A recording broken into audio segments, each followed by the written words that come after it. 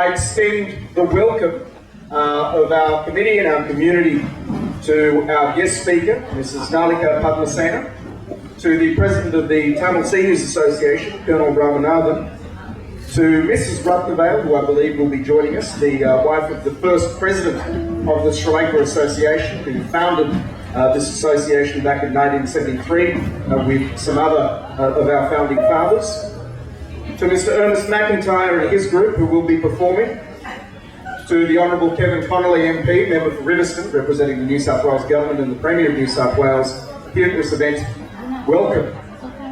And most importantly, to each and every one of you, our Sri Lankan seniors, welcome to Seniors Day 2015. Welcome. I'd like to start by welcoming our honoured guest here today, Mr. Kevin Connolly, member for Riverstone. This is Nalika Padmasena from the Age Rights Service, who is going to talk with you, going to be speaking to you on the services they provide as a guest speaker. Colonel Ramanathan, President of the Tamil Seniors Association. Mrs. Sudami Ratnavale, who is going to be here shortly, I understand, who is the President of the wife of the first President of this association. Mr. Ernest McIntyre and the Kuala Duo Productions for their valuable contribution and time. Thank you. Mr. Ismail Lai and Mrs. Hasin Jones, our fabulous musicians. Mr. Terry Fernando, magician extraordinaire, who is going to razzle dazzle. Mr. Thiru Arugam, who is going to be teasing you with his quiz. And Mr. Stanley Kararatna, who is going to be doing a unique item, Viridu. And most importantly, much loved seniors. Welcome to the Sri Lankan Seniors Day lunch of 2015, hosted by the Sri Lanka Association of New South Wales. We are thrilled to have you here today. We are gathered here today, as Prasan was saying, to respect you, the elders of the Sri Lankan community. You have been the cornerstone on which this community has been built upon over the years. Though it's a small gesture, through this luncheon we would like to express our gratitude for all the hard work, dedication, commitment you have given to the future generation of Australians of Sri Lankan heritage and Sri Lankans living in Australia. It's our privilege today to have with us, I think she's not here yet, Mrs. Ratnavale, wife of the very first President of the Sri Lankan Association. We also have a special guest, Mrs. Nalika Padmasena, a lawyer from TAS, that's the Age Rights Service, who will be addressing you regarding the free services they provide. Did you know that Mrs. Padmasena, the keynote speaker, received the Harmony Award on Thursday night when the New South Wales Premier, Mr. Mike Baird, awarded her the prestigious Stephen Kerkasharian Harmony Award in front of more than 1,300 guests at the annual dinner at Rosehill Gardens, Racecourse.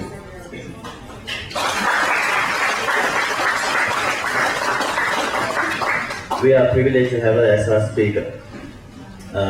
We did have some young medical students who are going to come and quiz you on some surveys they were doing, but unfortunately they didn't get their act together, so they are not here. However, hopefully they will come and harass you at a future date. Indeed, we conducted a very successful function at the Fox Valley Community Centre, which was the Independence Day combined with the HSC High Achievers Award, which was indeed a great success. And before that, we did host the Chitrasena dance group, and we supported them to have that major function during the Sydney Festival.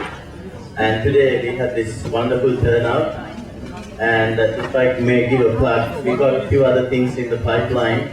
One is the winter ball, which we are going to have this year in end of May. So it's technically not a winter ball, but we're going to call it autumn ball.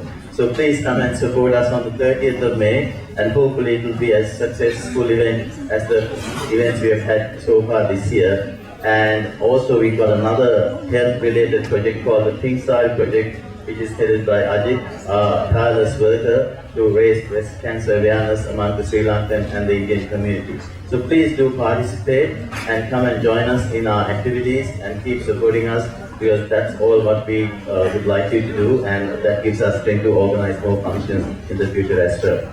Thank you very much for attending these activities on this special day put together by Dr. Jani Thenabadu and her subcommittee with the support of the rest of the committee and friends of the association. They have worked tirelessly over the last few weeks and months to make it a success. Hopefully you have a wonderful day and take some great memories on the way out. Thank you. Well, it's my pleasure now to introduce a remarkable guest speaker. In previous years, we've had guest speakers who've specialised in the field of medicine, and perhaps in many ways, and credit for this must go to Dr. Jani Thenabadu, she's expanded our horizons and thought that perhaps lawyers, even lowly lawyers, might be able to help our community. I speak, of course, of a guest speaker who is both an attorney at law in Sri Lanka, who is a practicing solicitor here in New South Wales, currently practicing and serving our senior citizens through the Aged Care Rights Centre. Our speaker has worked in aged care rights for many years, and prior to that, as the chair of the Baronia Multicultural Services Community Organisation, as well as the Toongabbie Legal Centre, doing some remarkable work in Western Sydney. She most recently, as Dr. Ruwan Walpala mentioned, won the incredibly prestigious Stephen Kerkasharian AO Harmony Award, presented by the Premier of New South Wales several nights ago on Thursday night, to honour her contributions to New South Wales and to our multicultural community. This is a remarkable honour for Sri Lanka, and her work is a true service to those in our community most in need, and those in our community most deserving of our support. Our parents, our seniors, those who've done so much for us. It's my pleasure, ladies and gentlemen, to welcome Mrs. Nalika Padmasena. Please join me in giving her a rapturous round of applause.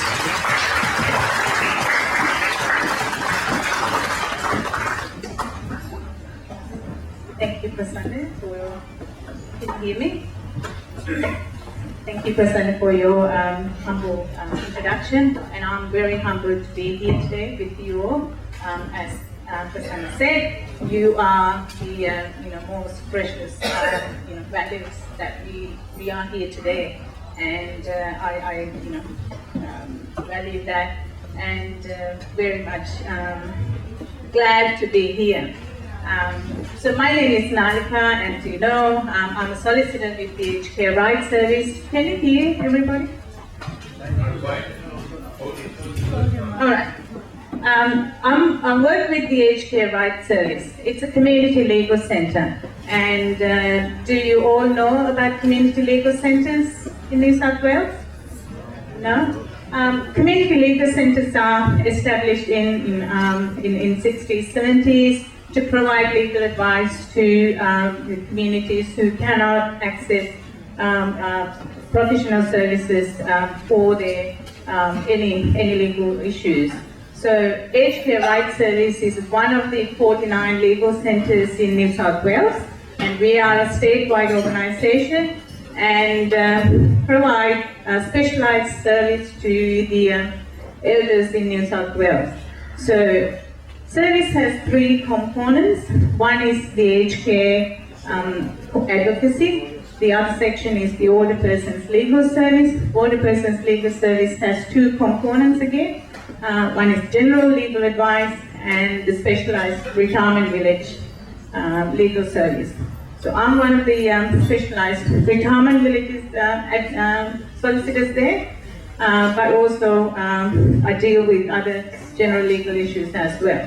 So when I'm talking about aged care advocacy, so our service is basically trying to look at the people who are receiving home care packages and the aged care facilities, who are living in aged care facilities. So you all are actually coming under the initial stage, because one of the, what we do is giving advice to the residents living in aged care facilities, and also give advice to people receiving home care packages or home care services. As you know, that since last July, there were quite a lot of changes to the Aged Care Act, and the services that you're receiving has, quite a remarkable changes happened. And the home care services now that gives people more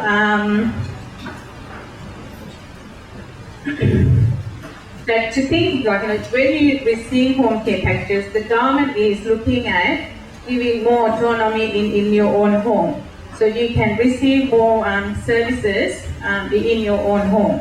But if you're receiving more care, then there are home care packages that 1, 2, 3. It's depending on the assessment that the government undertake, and then the next level is the home residential home care services. So if you are having any issues in relation to having services or receiving services in relation to legal issues, you can contact our service and we will provide the necessary advocacy and legal assistance. Service is free and we are a statewide organization, as I said. Now I go into the legal service, what we provide. The main service is general legal issues that related to anyone over 16. So that legal advice is broader. It can include alternative decision making. That includes power of attorney and guardianship issues. What are these documents are, and what can happen, like if someone is breaching the responsibilities in those documents. And also what those documents involve. So we provide the advice, and if you are having any issues, can contact us. We can guide you through to preparing those documents. The next area that we look at is contractual matters, human rights issues, elder abuse issues.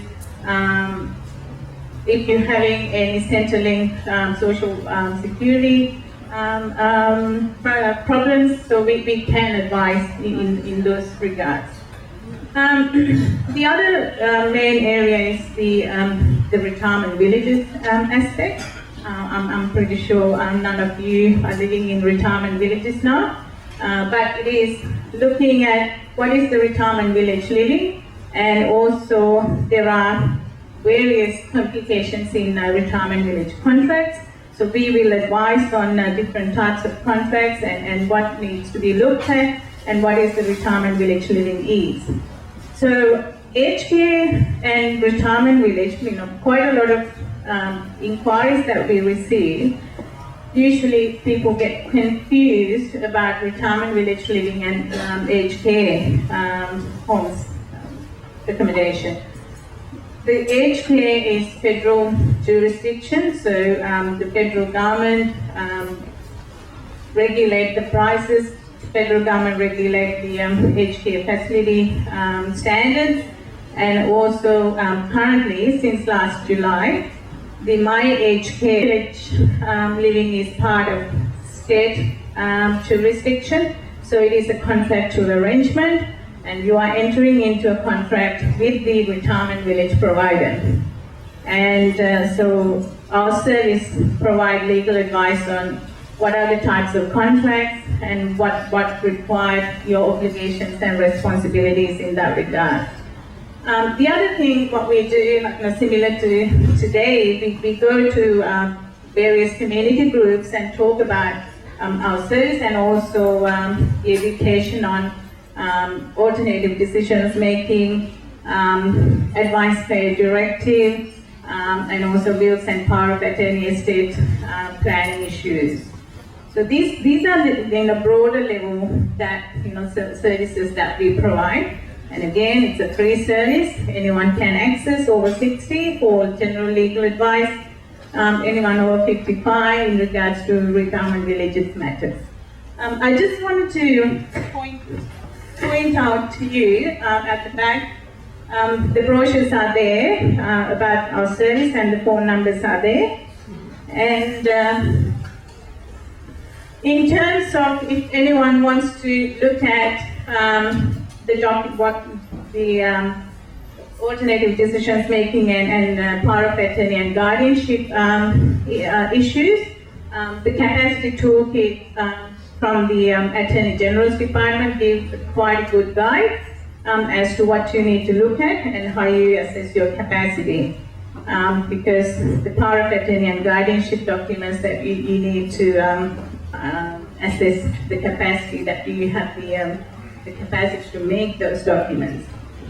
And the other resource I would like to draw your attention is this discrimination toolkit. Again, if you are having any issues in regards to any discrimination matters, this is a good guide. Have a look at it. You can access these resources from the, again, Attorney General's Department. The other resource is Your Rights at Retirement. This is a national resource by the Human Rights Commission. It's talked about not only New South Wales but also throughout other states as well. So it's a guide to making decisions and navigating your entitlements in later life. That's a good resource. The last one is the diary for 2015. It's called Legal Topics for Older People. This diary contains various areas of law that related to